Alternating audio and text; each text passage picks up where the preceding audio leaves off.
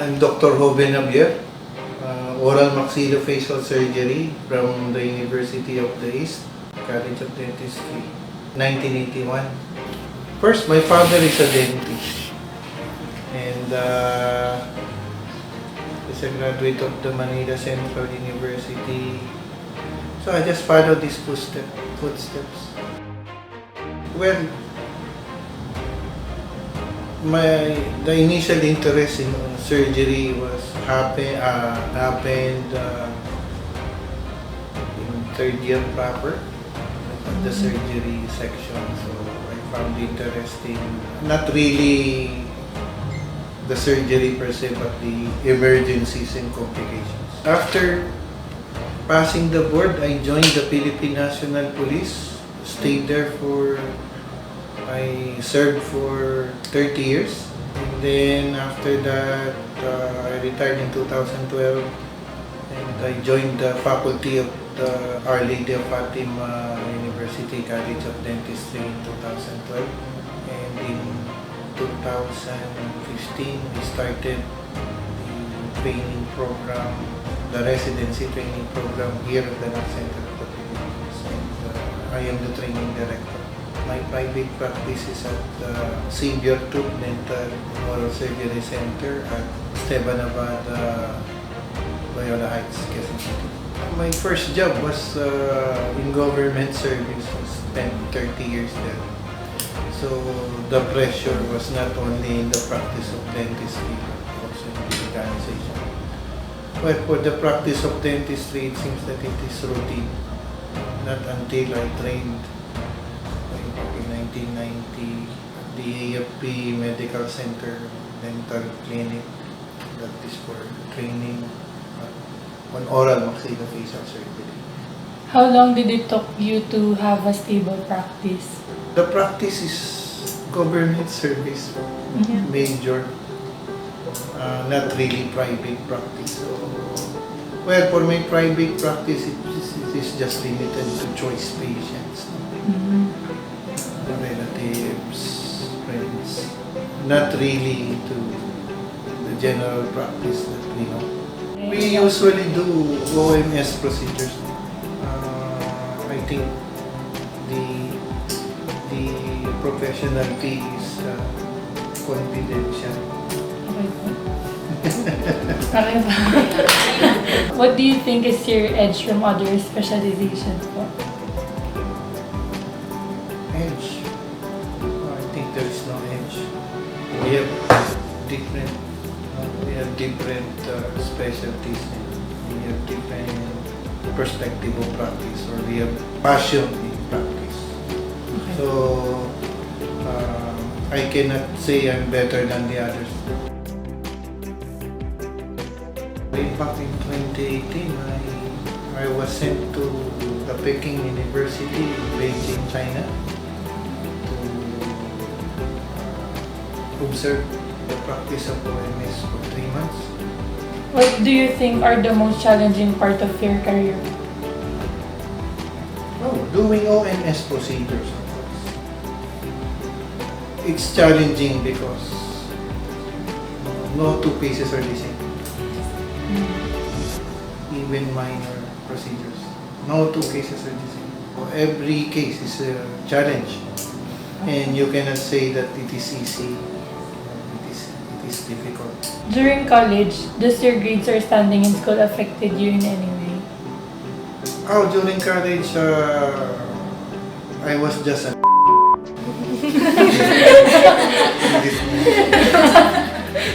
I was an average student. I'm not really on the top of the class. I'm a no one.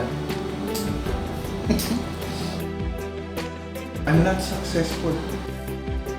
Ang successful, they're dead, man. No, joke lang. Well, to consider it successful, no, I spent 30 years in government, and that is a great part of my life that was spent there. So it was a career. The greatest strength through the years, you develop that strength in terms of management, and of course the skill is just there. the skill in OMS, I never stopped. Yun eh. I think this is just a second career to me from retirement. Then I went to teaching.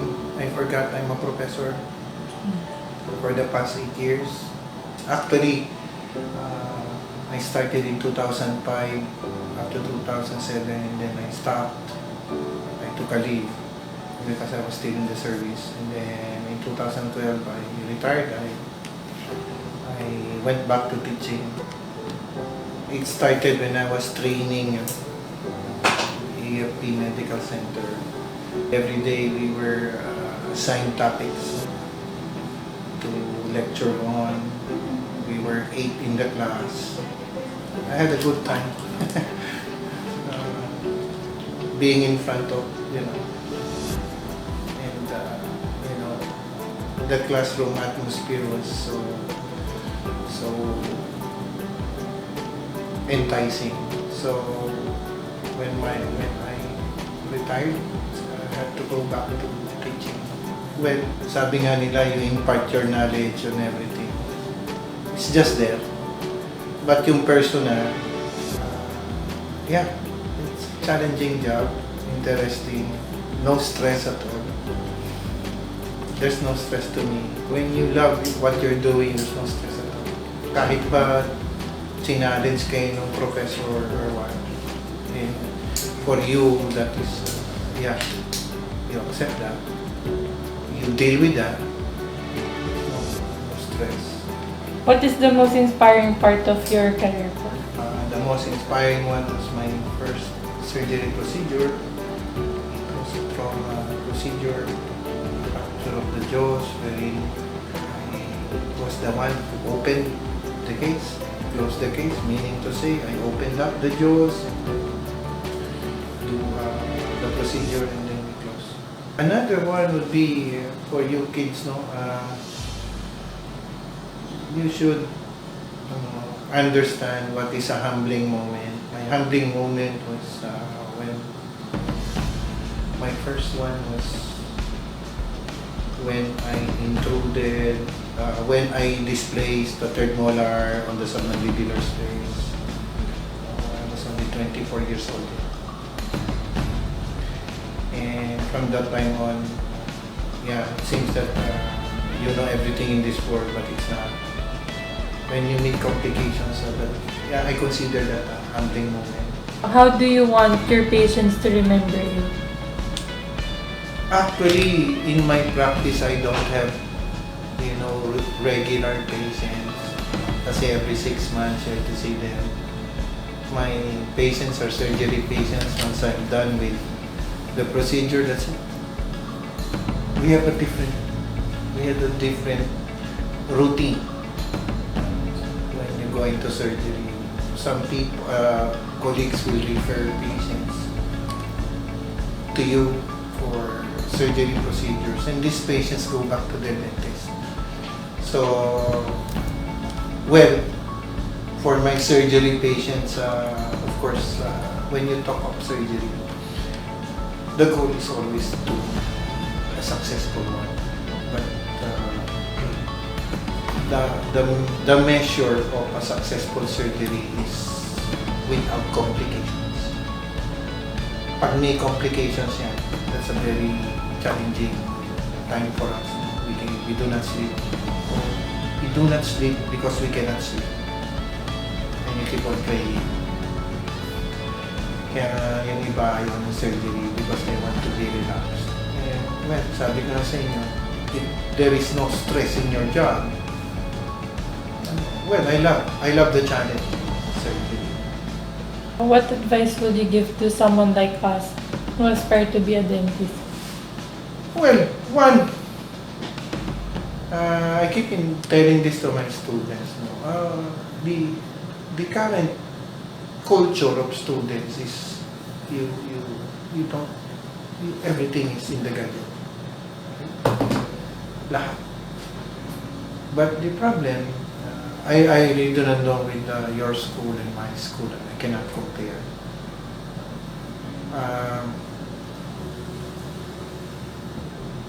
One would be, of course, you should be, you should have a good stock of knowledge. Sa fifth year na kayo.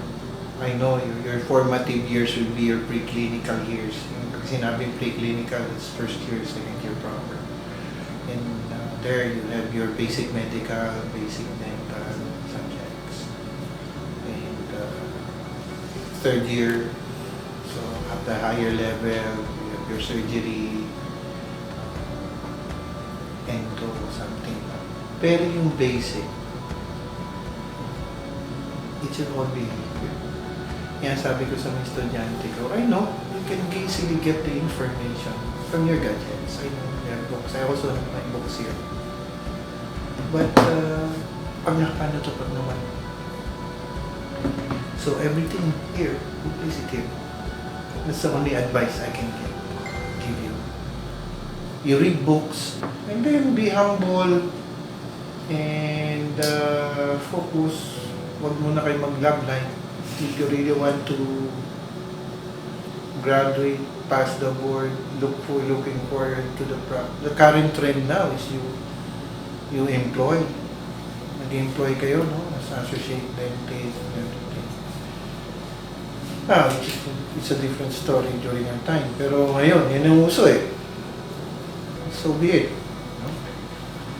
Ang importante lang is when you do your procedures, it should be proper. Being proper is different from being right. When you say being proper, you were taught the step-by-step procedure.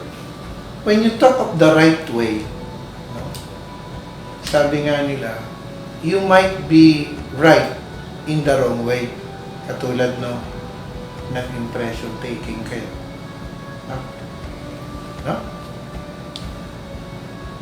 Tinignan. Nag-uklod. Ano yung susunod? Kunan niya ng bite. Pwede na to. Kahit di kunan ng bite.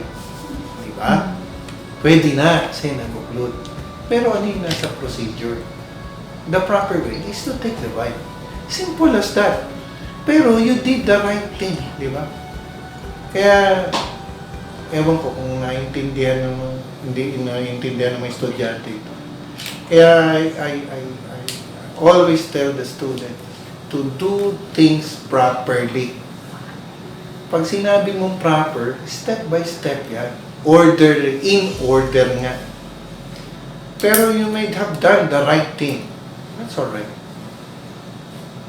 Eh kung successful naman eh, oh, pwede naman pala eh kung hindi pwede. Eh kung proper ka, no? Proper treatment planning is there. Step-by-step procedure. You won't get lost.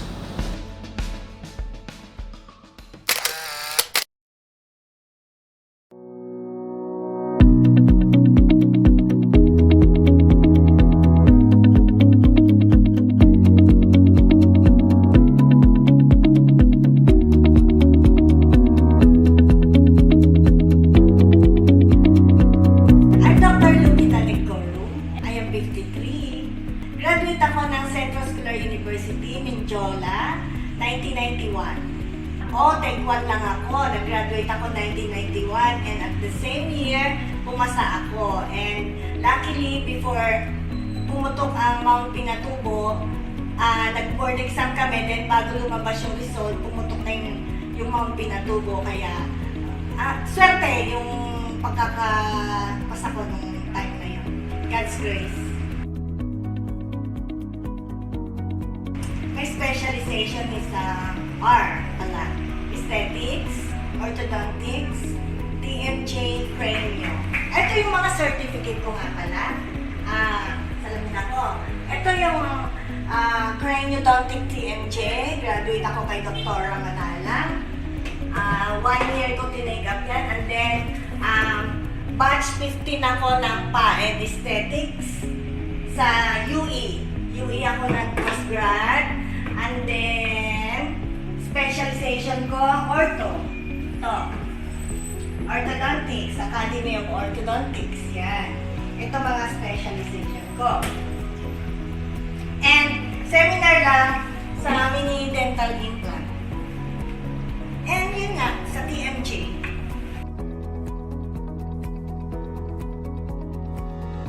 I'm in private practice.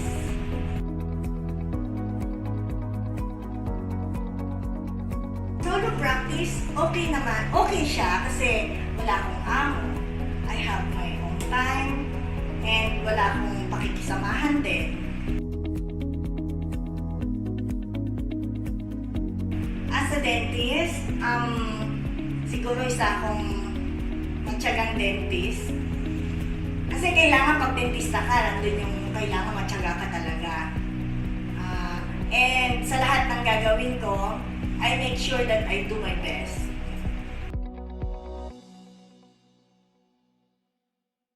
We have standard charging here. Sa Balis Dental Chapter, meron kaming standard na price. So, mas magandang, mas mataas doon kesa sa ibabargain mo yung price mo.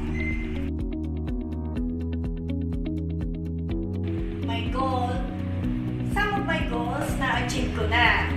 Noon kasi talagang from zero, yung makapagpatayo ng bahay, makabili ng sasakyan, yung magdadrive ako, personal yon. As a dentist naman ngayon, ang goal ko ay yung magkaroon ako ng anak na dentista na makakasama ko sa aking practice someday.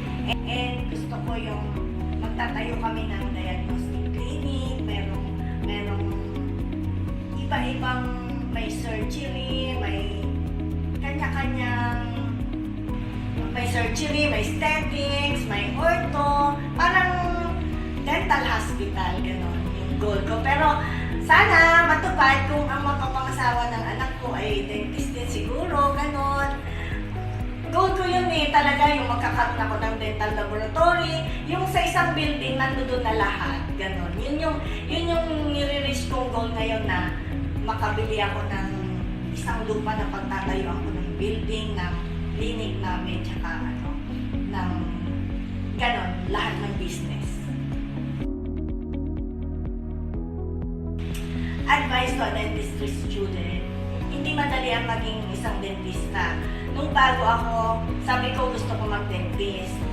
Pero pagdating ko doon, nung nandun na ako sa loob ng pag-aaral ko, gusto ko umatras pero hindi ko na maatrasan kasi gusto ko eh. Kaya talaga lang, pag gusto mo pala, magtitiis ka, mahirap mag-aral ng dentistry kasi magastos, yung time mo, plus yung pagre-review mo, napakahirap talagang mag-aral ng dentistry. Ang advice ko sa kanila, maging matyaga, matipid, ano pa, lahat talaga lang matyaga eh, kailangan maging matyaga sa lahat ng gagawin.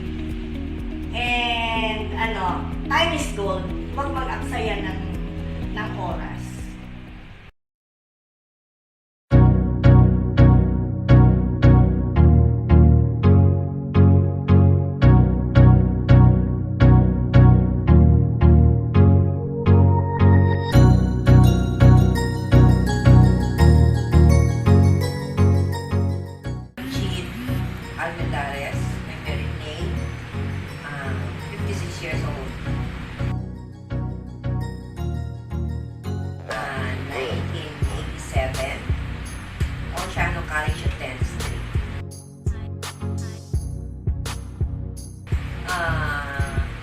I did not choose dentistry. It's just a matter of accident being a dentist.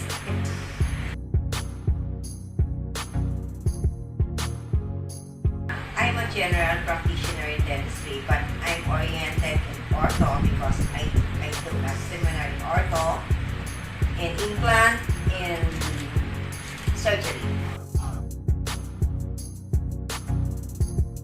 I don't have any specialization. I'm a general practitioner.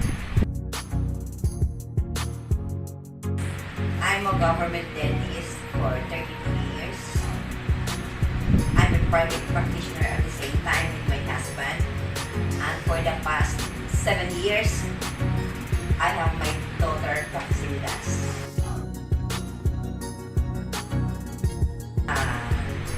I'm a skilled dentist, a diligent, and a successful dentist.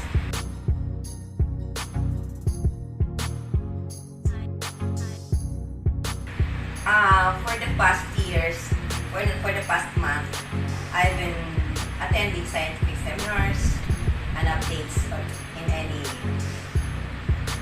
dental field.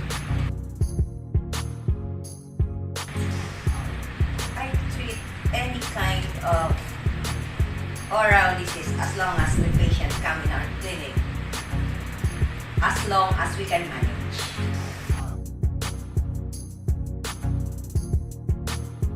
Marami na akong contribution sa community, syempre yung outreach program ko, yung pagiging yung free dental services, yung pagiging presidente ko sa PDA, yung pagiging presidente ng asawa ko.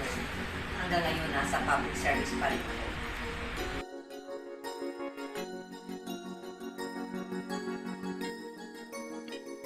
Ang strength ko, syempre, skilled ka. If you're skilled, you know what you're doing, that's your strength. Ang fear ko naman, ang fear ko sa pagiging dentista ko, yung may mag-complain na pasyente at may magtanong na hindi ko masagot ang tanong nila. Pero, nasasagot ko naman lahat. Ang weakness ko, hindi ba tinatanong? Siguro yung time management kasi siguro sa dami ng schedule sa school, sa family, yung time management.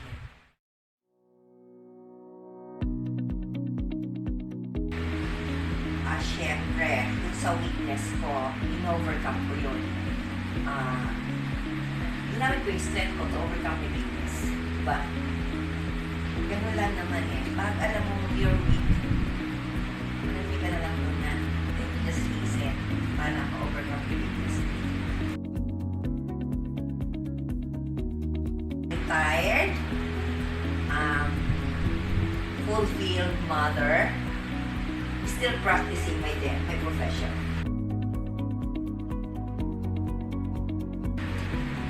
My goals as a dentist, syempre yung successful practice.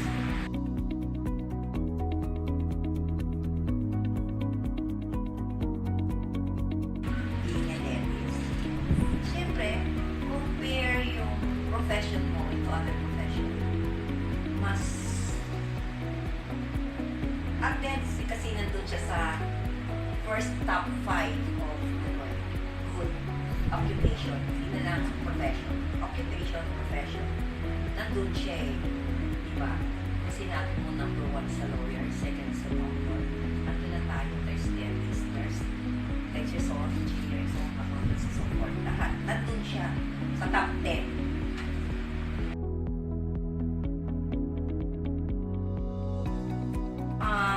Don't give up. May mga challenges